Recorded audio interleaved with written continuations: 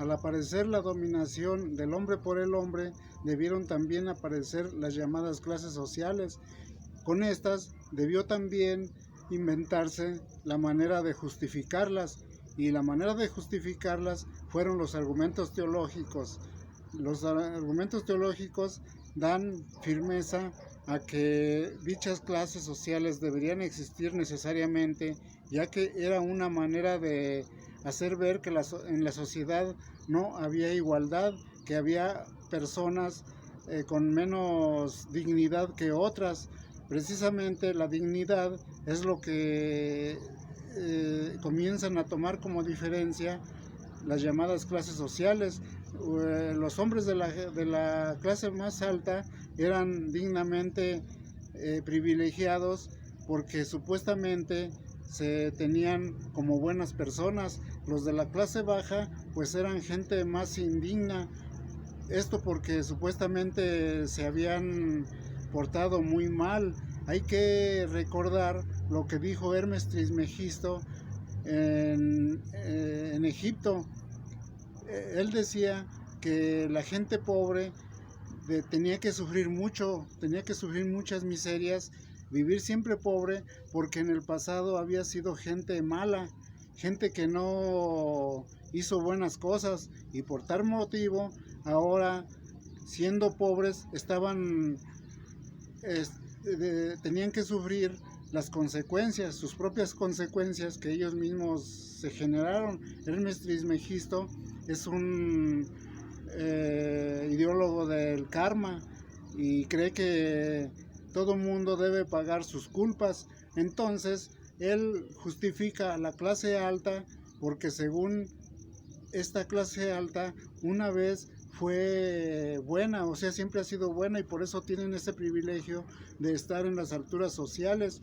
Las religiones, pues hay que tomar en cuenta que desde que se inventaron han tenido ese papel casi como política, de que la gente tenía que soportar su condición social, ya que las mismas religiones, los mismos argumentos teológicos, así era como lo justificaban, como lo desglosaban, y como le hacían entender a la gente que tenían que soportar cualquier calamidad que les pasara, o cualquier desaveniencia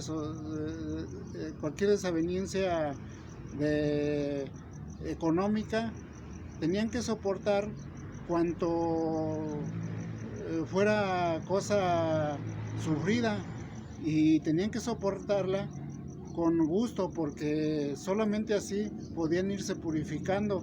Y pues es que hay que notar que desde que apareció el Rig Veda, apareció con el fin de iniciar esta justificación de desigualdades. El Rig Veda vino apareciendo por allí más o menos como hace 5000 años, al menos es así como se dice, que desde ese tiempo apareció este canto. Este canto, pues desde su inicio, desde su aparición, comenzó a justificar que ciertas clases sociales debían castigar a otras clases sociales, es decir, justificaban el esclavismo, la pobreza, la miseria, y que quienes eran opulentos pues era que se merecían eso. Y desde el canto Rig Veda es como se puede apreciar esta situación ideológica para poder justificar toda esa desigualdad, toda esa injusticia. Y pues si revisamos muchos de los argumentos, hasta en el libro sagrado que es llamado la Biblia, ahí hay mucha justificación sobre la gente que se porta mal y sobre la gente que se porta bien. Es decir, las desigualdades son la justicia de Dios. eh, y esto pues al inicio de esta ideología, pues fue una manera de hacer política. Las mismas religiones vinieron siendo una política que debió justificar toda esa desigualdad cruel que hemos visto durante toda la historia. Lo que pasa que también en el principio pues a la religión nunca se le dijo que era política, ni nunca se le vio como tal sistema de justificar las cosas. Sin embargo, pues vemos en Grecia que debió inventar este término de política. Hay que hacer notar que en Grecia, la Grecia se compuso de una inmigración tremenda de pueblos de todas las partes, de todos los confines que se fueron a establecer allí en las tierras áticas, pero cada pueblo tenía una manera de pensar, tenían su religión, tenían sus creencias mitológicas, tenían todos sus argumentos teológicos y se fueron a establecer allí. Entonces, históricamente, pues nos damos cuenta que antes de la aparición de la Ilíada y la Odisea, los pueblos vivían en constante guerra, en constante lucha, siempre tratándose de dominar unos con otros por medio de las armas. Hay que tomar en cuenta que las armas eran una manera de dominarse unos a otros con ayuda de la religión. O sea, las religiones siempre fueron la forma política de justificar que unos tenían más dignidad que otros y que pues sus dioses eran más poderosos unos que otros. Entonces, Homero lo que hizo para poder unificar a todos esos pueblos fue recopilar todas las ideas de los pueblos en unos libros, que es la Ilíada y la Odisea. Allí Homero, como si fuera una Biblia, él presenta todo ese ambiente de ideologías dentro de unos libros y crea un dios, porque antes de la Ilíada y la Odisea, pues no se puede decir que había un dios, había muchos, pero se genera un dios que es el que va a mandar sobre todos los dioses, y entonces de esa manera él inventa esa ideología para unificar a todos los pueblos, y de allí comienza a la Grecia a ser una potencia que va a ser unida por medio de una sola idea de Dios. Y de aquí pues la religión es una cosa y la política es otra. Entonces por eso los griegos toman a la política ya como algo independiente de la religión. Ahí ya comienza a ver la famosa retórica. La retórica pues es para convencimiento de unas ideas sobre otras. Y pues en tiempos de antes de la Grecia, pues era únicamente la religión que simplemente daba tal teología y todo el mundo la tenía que obedecer. Sin embargo, ya los griegos, por medio de la llamada política, que es la retórica, es el convencimiento por medio de discusiones, por medio de argumentos, tratan de establecer un sistema democrático, por decir, o sea, donde la gente estuviera convencida por medio de argumentos. Y por eso la Grecia inventa lo que es la llamada política. De allí nace pues la idea de la política, y la política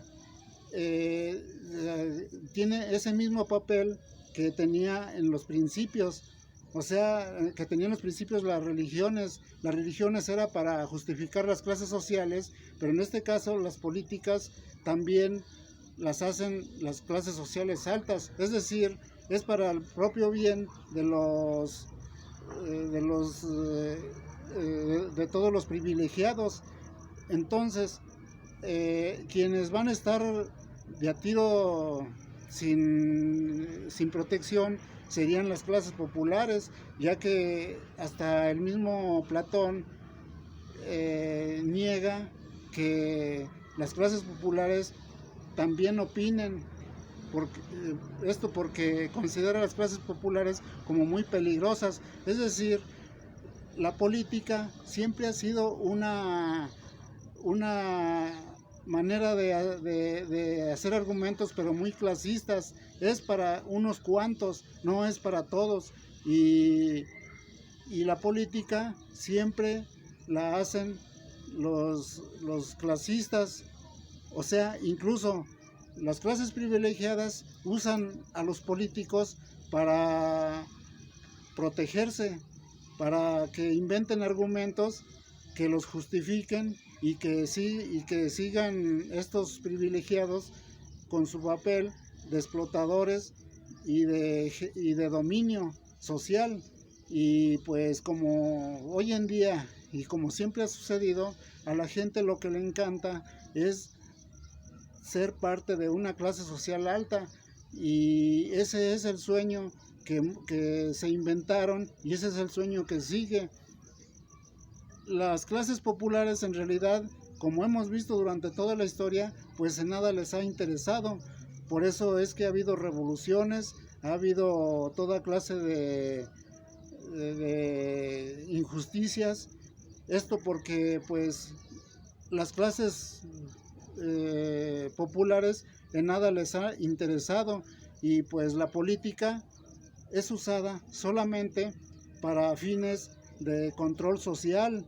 Por ejemplo, hoy en día en la democracia, hasta la fecha hemos visto siempre que la democracia la manejan a su antojo los hombres poderosos, las clases sociales más prominentes, mientras que la clase popular pues en lo único que participa es en dar su voto, pero dan el voto engañadamente, no saben ni por quién van a votar, ni qué sucede en la democracia.